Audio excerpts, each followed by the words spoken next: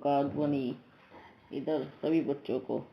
ये जो उठने का सिस्टम है ना आप सबका, ये अच्छा नहीं है, तो जल्दी उठो। क्या करना चाहिए, क्या करना है?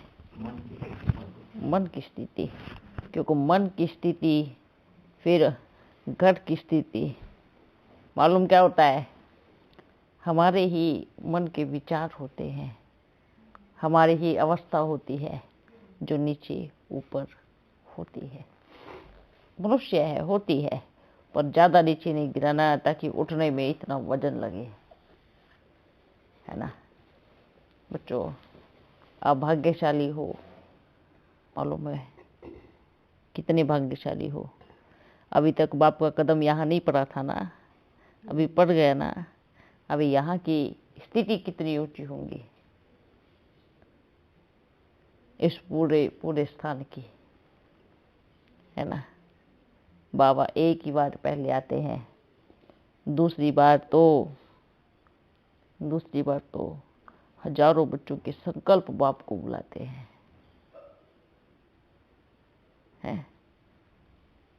तो यहाँ पर भी बहुत अच्छी सेवा आप बच्चों को करनी है, पर उससे पहले हमारे मन की स्थिति मजबूत करना है। समझ में आया? समझ में आया ना? क्या करना है? क्या करना है? मन की स्थिति।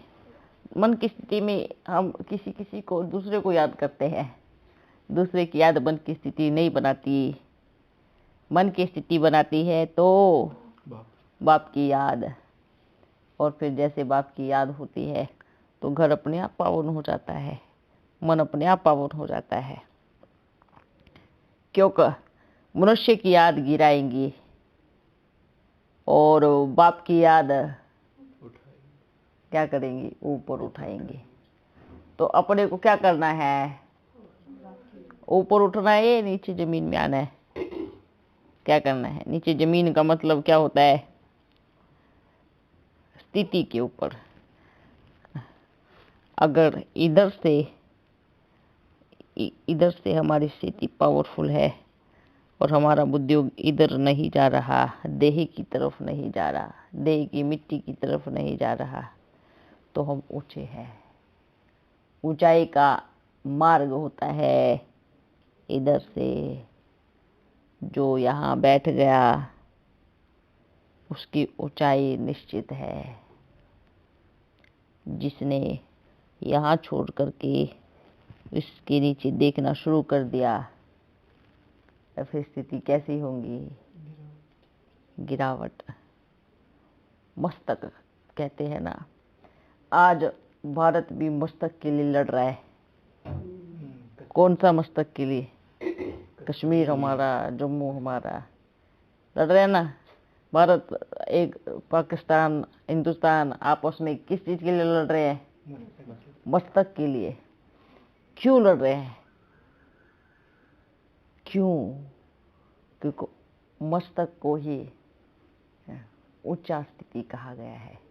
जिसके अंदर में मस्तक आ गया उसके अंदर में सब आ गया, वो राजा है। ठीक है? क्या है? जिसके अंदर में मस्तक आ गया उसके अंदर में सब आ गया, और वो क्या बन गया? और बाबा ने क्या कहा? बच्चे, जब सबका मस्तक उनके अंदर में आ जाएगा तभी सभी भारत पर विजय प्राप्त कर सकते हैं। तो सारी कर्म इंद्रियों को क्या करना है? क्या करना है? कंट्रोल करना है। अच्छा बच्चों, अपन बस मिलने आए, देखने आए। जैसे आपको बताते हैं, लौकिक दुनिया के हिसाब से अगर किसी के अंदर भूत आ जाता है तो क्या होता है? फिर क्या होता है? उनको कैसे करते हैं? इलाज कराने लेके जाएंगे, है ना। कोई फिर उनको पिटाई करेगा, कोई डंडे से मारेगा, कोई जूते से मारेगा, तो निकलेंगे बाहर। अगर हम भूतों के बारे में सोचते रहेंगे तो वो तो आएंगे ना, क्योंकि सोच भी सोच क्या है? आह्वान है। और जिस चीज का आह्वान करो वो आता है। इसलिए बाबा ने क्या कहा? आह्वान करो बाप का कि सारी शक्तियों की पेटी लेकर के मेरे घर में आ रहा है और मेरे घर में सुख, शांति, प्रेम, आनंद की पेटी अच्छे से लगा रहा है ना।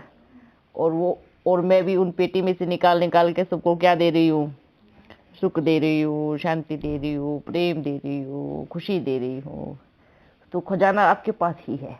आह्वान किसका करो?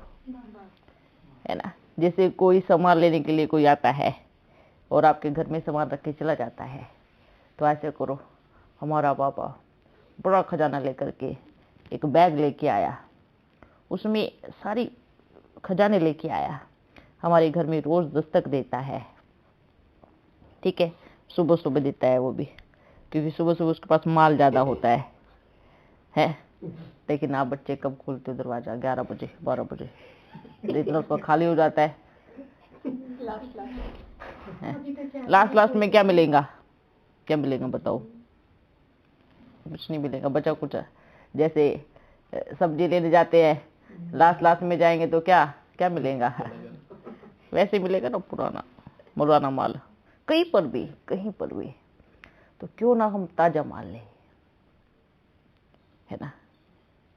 और ऐसा तो है नहीं कि भाई आपको उसको पैसे देने हैं, वो तो बदले में कुछ नहीं लेता। बदले में बोलते हैं जो आपके घर में कचरा होता है ना वो दे दो। जैसे सफाई वाला आता है ना, क्या करता है? आपसे पैसे लेता है? वो लेता है? लेता है? कितने लेता है बताओ? सरकार की तरफ से आता है ना, तो आपसे कहां से लेता है? बताओ मेरे को। सफाई वाला आता है तो सरकार भेजता है ना उसको, तो आपसे थोड़ी लेता है, उसको सरकार तनख्वाह देता है। तो जैसे सफाई वाला आपके घर से कचरा लेके जाता है, अगर 2 दिन आपके घर में कचरा रहेगा तो कितना बदबू उठ जाएगा, सोचो। और ये जो मन का कचरा रोज पालते हैं अपन, वो रोज आपके घर के सामने आता है रोज, और देखता है सोए पड़े हैं, उठ ही नहीं रहे हैं, तो हम इधर क्यों समय वेस्ट करें? हम अपने घर जाएंगे, अगले घर। फिर वो किसके पास जाता है? वो तो भक्तों के पास जाता है, मंदिरों में जाता है। जो भक्त जल्दी उठ करके याद करते हैं, उनके पास उनका मन साफ करने के लिए जाता है। इसलिए बोलते हैं प्रभात कि रोज हमारा बाबा एक पेटी लेके आता है और अच्छा बांट करके खराब लेकर के चला जाता है। अब अगर आप समय से नहीं जगे तो फिर वो किसी और के पास चला जाता है। ठीक है बच्चे? ओके, हाँ, समझ में आया सबको? ये क्या बनाया हुआ है इसको? क्या करने वाला इनके साथ? ये बीमारी का घर है। क्या है ये? फैसद करने का है?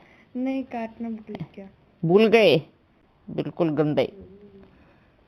आज के बाद अभी इसको साफ करना पकड़ो, ठीक है? कभी देखा देवताओं के नाखून बड़े बड़े होते हो, और आप किसके बच्चे हो? देवता बनने वाले हैं ना अपन सब। तो फिर ये देखो ये हाथ भोजन बनाते हैं ना। हाँ, आपको मालूम है ये भी नेगेटिविटी का सबसे बड़ा कारण बनता है। कैसे? जैसे दिखाते हैं ना, रावण के नाखून बड़े बड़े होते हैं, दिखाते बड़े बड़े नाखून। हमेशा भक्ति मार्ग में असुरों के नाखून बड़े बड़े दिखाए हुए हैं। क्यों दिखाते हैं? क्योंकि उसमें आसुरी वृत्ति आ जाती है। इसलिए हमेशा एक चीज याद रखना, हमारे मन को गंदा करने का इसका जो ये नाखून है, ये बहुत बड़ा कारण बनता है। बच्चे अपना खून काट के देखो, हाथ बहुत अच्छे दिखेंगे, है ना। तो इसलिए क्या करना है, इसको काटना है। ओके। हाँ पूछो बच्चे पूछो। बाबा हरवानी में है शिव बाबा जब आते हैं है तो लास्ट में बाप दादा का याद प्यार देते हैं। है इस बार जब बाबा आए 2 तारीख को दिसंबर में, तो लास्ट में बाबा ने कहा सृष्टि के रचयिता का याद प्यार। तो क्या रहस्य ऐसा कुछ नहीं? हाँ जी। क्या रहस्य क्या? अरे उसने बोल दिया सृष्टि के रचयिता का याद प्यार, ये तो बहुत बड़ी बात है। नहीं तो पूरी वाणी सुनी, लेकिन ध्यान उस आखिरी वाक्य पे केंद्रित हो गया। ये आपका नहीं, ये मेजोरिटी बच्चों का आखिरी वाक्य पे ध्यान है। हाँ ये मेजोरिटी बच्चों का ही। सृष्टि का रचयिता, वो भी पहली बारी सृष्टि का रचयिता। क्यों कर किसी अव्यक्त वाणी में भी कभी नहीं सुना। हाँ अभी तक की जितनी वाणियां चली उसमें भी नहीं आया। क्योंकि बच्चे आने वाला समय आप देखना, ऐसा साक्षात्कार का पाठ चलने वाला है, ऐसा कि बच्चों को देखते देखते उनकी आंखों से शरीर ओझल होके वही दिखाई देगा। ये पूरे जो शरीर का आकार है वो परिवर्तन होता हुआ दिखाई देगा।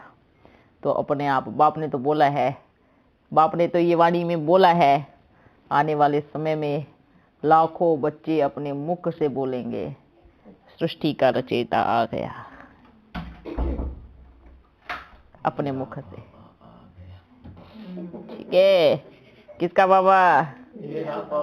मेरा बाबा आ गया, है ना। ठीक है। आपके मन में अगर आपने उस वाणी के लिए कुछ और तैयारी करके रखी हो, कुछ और सोच के रखा हो, तो बल आप सोचो अपने हिसाब से, किंतु ये बाप के हिसाब से कि वो सृष्टि का रचयिता है। और पहली बार बाप ने बोला, अपन को बड़ी खुशी हुई। और दूसरी बात ये है कि बाप ने पहली बार याद प्यार में बोला है कि सृष्टि की रचयिता का याद प्यार। वैसे तो बाबा हर बारी बोलते हैं कि आपसे सृष्टि का रचयिता मिलने आया है। साकार में बाबा ने कितनी बारी बोलता है सृष्टि का रचयिता। उस घड़ी, उस पल बाप, वो 2 शब्द, क्योंकि कहते हैं ना बाबा जब आते हैं ना, पूरी सृष्टि को लेकर के ही आते हैं, छोड़ के नहीं आते। बोलो इधर आएंगे, बात करेंगे, पर जो कारोबार है वो ऑटोमेटिकली चलता रहेगा। जो मनोकामनाएं हैं वो पूरी होती रहेंगी। जो भी श्रद्धालु है उनकी सुनता रहेगा। ये सब चीजें ऑटोमेटिकली चलती है। ठीक है। ये बाप की कमाल है। ये ऐसी एक मशीनरी है जो अपने आप ही सेट बनी हुई है और घूमती रहती है ना। अब बच्चे क्या कहते हो, बाबा मेरे घर में आए तो सिर्फ मेरा ही है? नहीं, तो यहाँ बैठ करके भी सब कुछ कर रहा है ना। अरे वाह, आपके पास पहुंच गया ये। अरे वाह।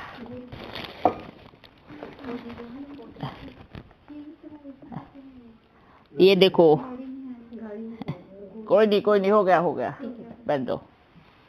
ये देख रहे हो, ये क्या है? ये पेड़ पे लगा हुआ फल है, दिख रहा है? ठीक है। ये क्या है? ये पेड़ पे लगता है। ये क्या है? ये शिव बाबा, शिवलिंग। ठीक है। इसके ऊपर सांप दिया है, इसमें ओम लिखा है, शंख है, बेलपत्र है, त्रिशूल है। इस एक फल में देखना चाहेंगे सब? ये लो, दिखाओ, सबको दिखाओ। हाँ। और ये क्या है? रुद्राक्ष है। ये रुद्राक्ष है। ये ही एक ऐसा मणका है जो पेड़ पे लगता है। अन्यथा कोई भी ऐसा मणका नहीं है जो वृक्ष पे पैदा होता हो। इसलिए शिव परम पिता परमात्मा की देखो, सब देखो, उसमें देखो, दिखा कुछ? ये प्रकृति की वाणी है। आप सोचो, हम क्या सोचते हैं, लेकिन प्रकृति क्या बोलती है, क्या कहती है। और इसमें कोई ऐसा नहीं है कि इसको कोई बनाया गया हो हाथ से। ऐसी कोई कलाकारी नहीं है इसमें कि हाथ से तैयार किया गया हो। ये ऑटोमेटिकली प्रकृति के बीच में पैदा हुई चीजें हैं। कभी देखी श्री कृष्ण की मूर्ति या फिर राधे की मूर्ति या फिर तुलसी के मणके लगे हुए देखे नहीं? तुलसी के पेड़ से बनाए जाते हैं। लेकिन शिव परमात्मा की चीजें प्रकृति बनाती है। खुद कितना सम्मान करती है वो अपने प्यारे बाबा का, कितना रिस्पेक्ट करती है ना? प्रकृति से पैदा हुई चीजें। सोचो, हमारे दिल में उनके लिए कितना रिगार्ड होना चाहिए, कितना प्यार होना चाहिए। ये प्रकृति का सम्मान है कि वो सिद्ध कर रही है कि वो परमपिता परमात्मा है। क्या है? और हमें निश्चय नहीं होता। हम बाबा से मिलते हैं, अच्छा बाबा है ना, आज यहाँ प्रोग्राम है, कल वहाँ है, मिल लेंगे, बाबा तो मिल रहे हैं ना, है ना? बाबा के प्रति प्रेम भी कम हो जाता है ना? लेकिन अपन तो क्या, इसलिए तो बाबा क्या कहते हैं कि प्रकृति माँ है। वो माँ दर्शा रही है कि आपका पिता, ये चीजें कैसी होनी चाहिए। दिख रहा है इसमें शिवलिंग दिख रहा है? सबने देखा? ये पेड़ पे लगा हुआ है ऐसे, ये रुद्राक्ष है, पेड़ पे लगा हुआ है ना? वंडरफुल बात है ना? इसीलिए बाबा इसको गले में पहनते हैं। हाँ, ये देखो, वाह, इसमें सारी चीजें है। शिवलिंग बना है, राप लगा है, ओम बना है, शंख बना है, बेलपत्र बने हैं, त्रिशूल बना है। उसमें कोई कलाकारी नहीं है। किसने कलाकारी की है? ये पूरी प्रकृति ने इसमें कलाकारी की। अभी बोलो, ये कौन चित्रकार है जिसने फूल फूल पे किया श्रृंगार है? फूल तो बना देंगे नकली के, पर उसमें खुशबू कहाँ से लाएंगे, है ना? अगर नकली के फूल बना सकते हैं तो असली की खुशबू कहाँ से लेके आएंगे? तो फूल में खुशबू कहाँ से आई? पेड़ में फल कहाँ से आए? अगर उसकी चित्रकारी देखनी है तो कभी प्रकृति के बीच में जाओ, सारा खेल समझ में आ जाएगा। ठीक है? ओके बच्चों, वाह,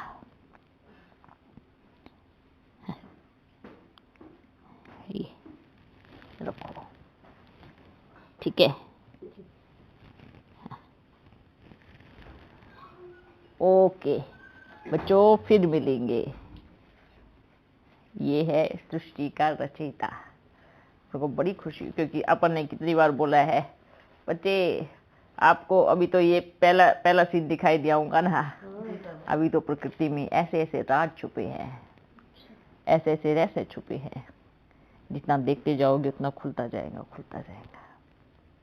ठीक है? कई जगह पे फिर वो देवी देवताओं की मूर्तियां भी निकलती है। हाँ, वो मूर्ति निकलती देखो, जमीन में से। जो जमीन में से निकली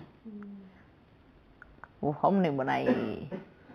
जो ऊपर से उगी पेड़ से, पर उस मिट्टी से ही वो कृष्ण की मूर्ति बनती रहती है, ऐसे तो वो मिट्टी से नहीं, क्योंकि कई बार क्या होता है ना, ऐसी मूर्तियां बना करके भक्ति मार्ग में जब परिवर्तन होता तो सारी मूर्तियां नीचे दब जाती है।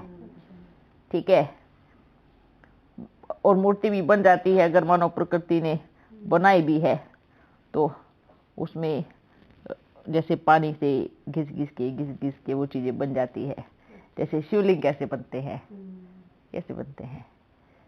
पानी के भाव से कभी पत्थर इधर लगेगा, कभी उधर लगेगा, कभी ऐसी शेप में आएगा, कभी वैसी में आएगा, तो कितना बढ़िया उसमें शिवलिंग बन जाता है ना। जैसे प्रकृति ने ये दिया, ठीक है, बनाया है ना, बस इस पे थोड़ी सी क्या की, पॉलिश की। ओके, ऐसे ही हमारी सोने की द्वारका भी कैसी है, बनी बनाई है। उस पे थोड़ी बच्चों को क्या करनी है, पॉलिश करनी है। क्या करनी है, पॉलिश करनी है। देखो नीचे से जो निकली, पर जो पेट से उग रही है वो देखो, वो फल। अच्छा, आपने कभी देखा कि रुद्राक्ष का बीज दिखाई दिया हो कहीं पर? ढूंढ के दिखाओ पूरे संसार में, रुद्राक्ष का बीज आपको कहीं नहीं मिलेगा। इसमें बीज नहीं होता, बिल्कुल नहीं होता। इस मणके को आप कहीं डाल तो मणका ही रहेगा, उगेगा नहीं। हाँ, कैसे बनता है बाबा? कैसे? वही तो प्रश्न तो वही है। इसका रुद्राक्ष का कहीं बीज नहीं होता, ठीक है? क्या नहीं होता? बीज नहीं होता। जो खुद ही बीज है उसका क्या बीज होगा, है ना। ये दर्शाता है। आपको तुलसी का बीज मिलेगा, हर किसी का बीज मिलेगा, पर रुद्राक्ष का नहीं, क्योंकि उसको प्रकृति ऑटोमेटिकली अपने आप ही वो उगता है। जैसे रुद्राक्ष का पेड़ अपने आप ही उगता है, ऐसे अपना शिव परमात्मा अपने आप ही उगता है, स्वयंभू। हाँ, रुद्राक्ष, क्योंकि ये आपको अंतिम घड़ियों में ही देखने को मिलेंगे, क्योंकि महाकाल का प्रतीक ही रुद्राक्ष को बोले जाता है, ठीक है। इसके बहुत रहस्य है। अभी समय की समाप्ति, फिर मिलेंगे। अभी कहीं नहीं जा रहे अपन। ये पूरा रहस्य आप बच्चों को सामने रख के तभी अंतिम समय में अपनी यात्रा पर जाएगा, ठीक है। पर देगा थोड़ा थोड़ा, खाना एकदम से खिला दिया तो उल्टी हो जाएंगी ना, बचेगा नहीं। मुझे ज्यादा खाना खाएंगे तो क्या करेंगे, ना खुद हजम कर सकते, ना पेट में रहेगा, फिर वो कहाँ जाएगा। इसलिए अपन को मालूम है बच्चों का पेट कितना बड़ा है, वो कितना देना है ना। छोटे बच्चे का पेट का मालूम माँ को पड़ता है ना, है ना। मेरे बच्चे को इतना दूध चाहिए है। ये भी वंडरफुल बात है कि छोटे बच्चे के हिसाब से प्रकृति इतना ही दूध देती है। वंडरफुल बात, उतना ही दूध, ना कम न ज्यादा होता है। जब छोटा बच्चा पैदा होता है तब माँ अर्थात ये प्रकृति उसको कितना दूध होता है, बस उतना ही जितना बच्चे का पेट भर जाए, है ना। ये रहस्य है वंडरफुल। जो कहते हैं हमने बाप को पूरी तरह से जान लिया, बाबा कहेंगे बिल्कुल नहीं जाना। हाँ, जब शरीर को अभी तक नहीं जाना तो बाप को कहाँ से जानेंगे। आत्मा परमात्मा का ज्ञान जान करके पूरे संसार का ज्ञान जान लिया, ऐसा नहीं होता है, ठीक है। अच्छा, सभी प्यारे प्यारे मीठे मीठे बच्चों को बाप दादा का बड़ा मीठा याद प्यार, ठीक है। फिर मिलेंगे, ओके। हाँ हाँ, पिया ना। अच्छा, ये अपन का है, ये सबको पिलाओ, ये सबको पिलाओ आप, ठीक है।